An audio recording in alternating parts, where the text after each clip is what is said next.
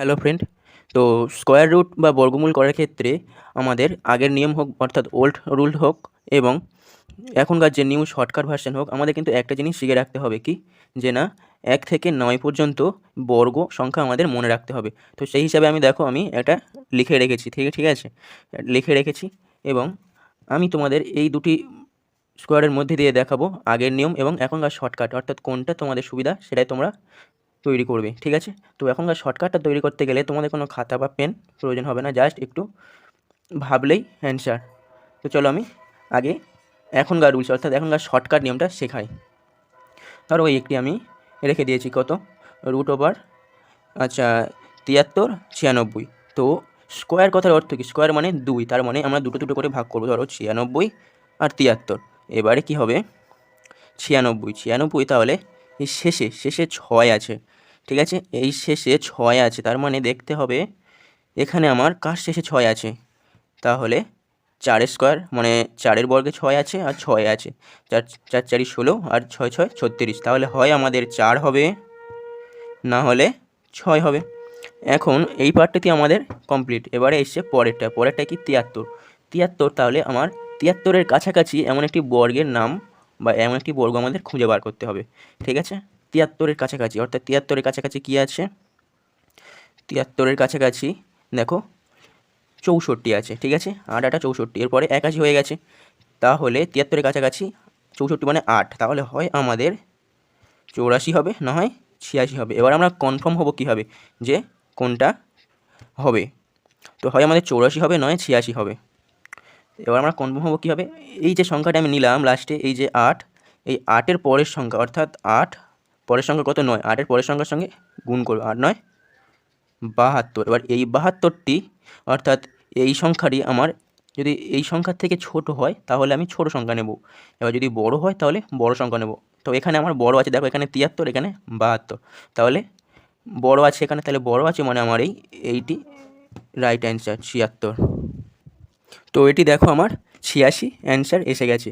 তো এটি হচ্ছে আমাদের শর্টকাট। তো এটি যদি তোমরা বুঝতে না পারো তো চলো আমি পরের একটি উদাহরণ দিয়ে রেখে দিয়েছি, এটা আমি তৈরি করব। তো এইটা করার আগে এটি তো আমার শর্টকাট নিয়ম এবং এখনকার শর্টকাট, তো আগেকার ওল্ড ভার্সন কেমন ছিল তোমরা যারা জানো না একটু দেখে নাও এবং আমি পরে এটি ফের শিখিয়ে দেবো। তো আগেকার ওল্ড ভার্সন কেমন ছিল, ধরো আমার 73 96 73 96, আমার কী করতে হতো, এমনভাবে টানতে হতো, এই টানতে হতো, তাই তো। তো আমি দুটো দুটো স্কোয়ার যেহেতু, তাহলে দুটো দুটো ভাগ করে নেব। এবারে কী করতে হবে, 73-এর কাছাকাছি বর্গ কী আছে, 73-এর কাছাকাছি বর্গ 8 আছে, তাহলে 8 8 64। তো 64 থেকে অর্থাৎ 73 থেকে 64 বিয়োগ কত আসছে 9। এবার কী হবে, পরের সংখ্যাটি আমার লেবে যাবে একসঙ্গে, তাহলে 9 6, এটি আমার আগের নিয়ম, তাহলে হলো। এবার কী হবে, এই দুটো সংখ্যা যোগফল হবে, 8 আর 8 যোগ করে 16।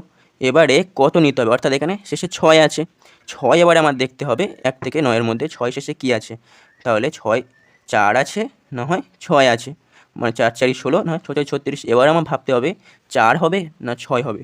তো সেটা কি করবে, এখানে 16, প্রথমে আমি 4 দিয়ে দেখি, 4 উপরে 4 দেবে নিচে 4 দেবে দিয়ে গুণ করবে, ঠিক আছে।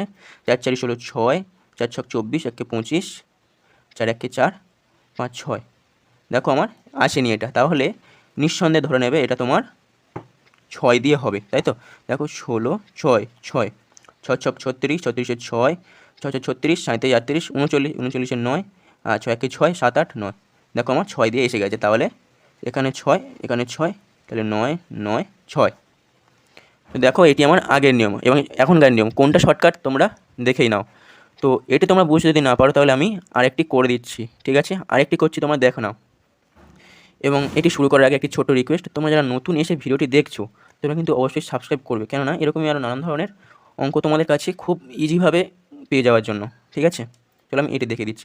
তাহলে কী করবে, স্কোয়ার মানে দুটো, তাহলে 2 2। হ্যাঁ, এখানে তোমরা যেটা ভাবছো যে 4টি সংখ্যা আছে বলে, না, বিজোড় সংখ্যা থাকলেও হবে, তবে কিন্তু প্রথমে তোমার দেখতে হবে এই দুটো দুটো দুটো করে ভাগ করে আনতে হবে। ধরো বিজোড় সংখ্যা, এটিতে ধরো বিজোড় সংখ্যা, ঠিক আছে, এটি বিজোড় সংখ্যা, তাহলে কী করবে, এই 96, তাহলে 96, তাহলে প্রথমে কী আছে 6, 6 কোথায় আছে দেখতে হবে, প্রথমে 4 কিংবা 6 হবে, তারপরে 9, 9-এর কাছাকাছি বর্গ কী আছে 3ই আছে, তাহলে অটোমেটিক কী হবে 3 আর 4 হয় 34 হবে, 9 66 হবে, এই 36 হবে। তো এবার তোমরা দেখে নেবে, মানে বিজোড় সংখ্যা হলেও হবে। তো চলো এবার আমি এটা দেখে দিই। তাহলে 15 21, তাহলে আমার কী করতে হবে, প্রথম করণীয় কি 21 21, তাহলে 1 কী আছে, হয় 9 হবে নয় 1 হবে, তাহলে হয় 1 না হলে 9, ঠিক আছে, হয় 1 হবে 9 9 হবে, 9 9 81, আর 1 1 1।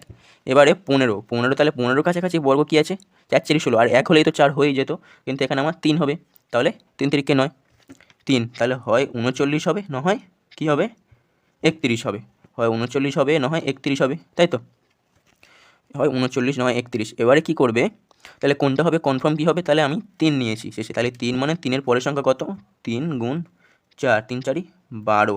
তো এখানে দেখো 15 কিন্তু 12 থেকে বড়, তাহলে বড় মানে আমি বড় সংখ্যাটাই নেব, ঠিক আছে, বড় মানে বড় সংখ্যাটাই নেব। তো আমি দুটি উদাহরণ নিলাম, সবই বড় হয়ে গেল। তো আমি একটি এক্সাম্পল দিয়ে দিচ্ছি, তোমরা কিন্তু এখনই করে আমার কমেন্টে দেবে, যদি শর্টকাট তোমরা বুঝতে পারো, তাহলে আমি ভাববো যে তোমরা যদি অ্যান্সার দাও তাহলে আমি বুঝতে পারবো তোমরা সঠিকভাবে বুঝতে পেরেছো। তাহলে এটি আমি কমেন্টে আমি অ্যান্সার চাই, 2916, ঠিক আছে, হ্যাঁ এটি পূর্ণবর্গ সংখ্যা। তো এইটা আমি কমেন্টে অ্যান্সার চাই।